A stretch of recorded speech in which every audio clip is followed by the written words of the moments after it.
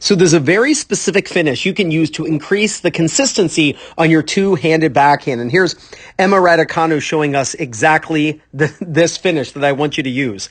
So notice she's got the tip of the racket up, racket circles around. You can see really nice closed racket face. This is exactly what you should be seeing in your two-handed backhand. Tilt the strings down so that when you swing up, you get tons of topspin. The more you swing up, then the more the ball spins down into the court. But I want you to watch how her racket stays to the left of her hand. She's right-handed. At contact, the racket is to the left of her hand. Notice that she doesn't roll the racket over. In a second here, I'll show you what this looks like in front of the camera. Notice that the racket, I made maybe 2 weeks ago, I made a video on Taylor Fritz showing this exact finish. It's called the left side, the letter V. Notice the racket stays to the left of her hands. Her strings right now are actually facing up to her right.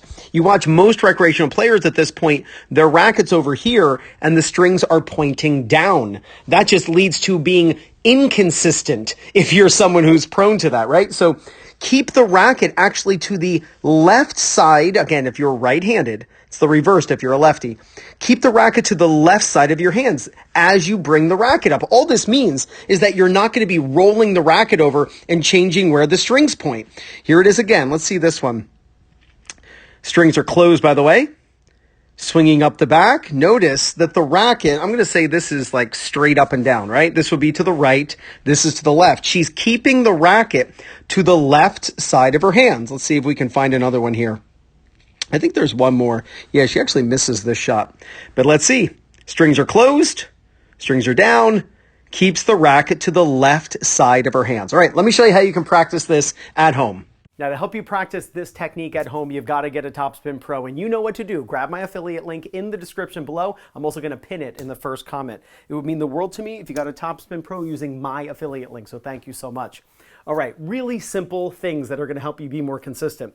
High, low, high, spinning up the back of the ball, right? We want to make sure that we close the racket face prior to hitting.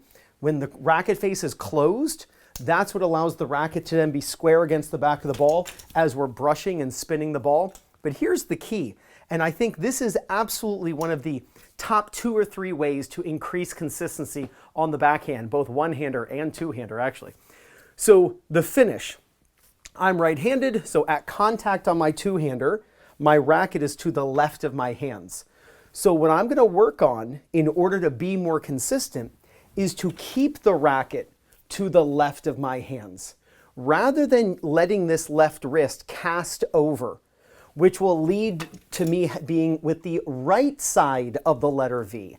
My goal is to actually have the left side of the letter V as I go up. You see Djokovic does this all the time. Again, it's one of the ways to increase consistency on your backhand.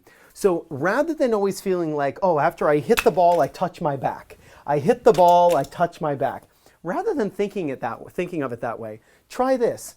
Hit, and as you go up, just keep the racket to the left of your hands. Whether you stop here, the way we saw Taylor Fritz do a couple weeks ago when I made that video, or letting the racket drop the way Djokovic does or Raducanu, the goal is that the racket stays to the left of your hands. Again, this is all about not letting the wrists go.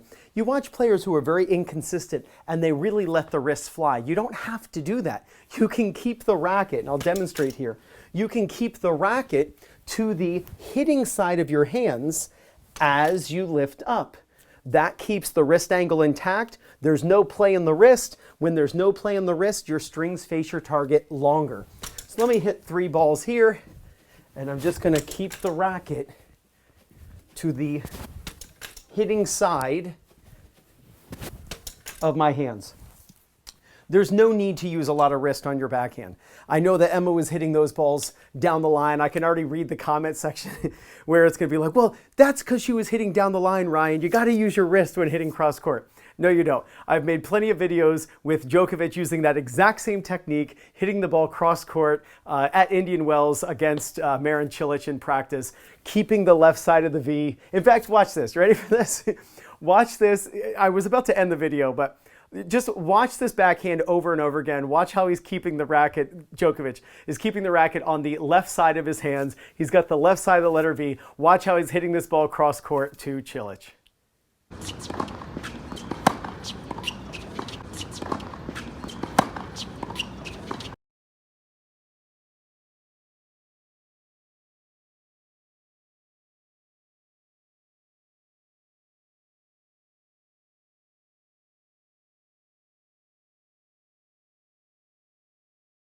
Now, if you're looking for new people in your local area to compete against, practice with, and even find a coach who's close to you who can help you improve your backhand, then make sure you use my link in the description, playyourcourt.com/2minute tennis. And when you use my link, you get 50% off when you join.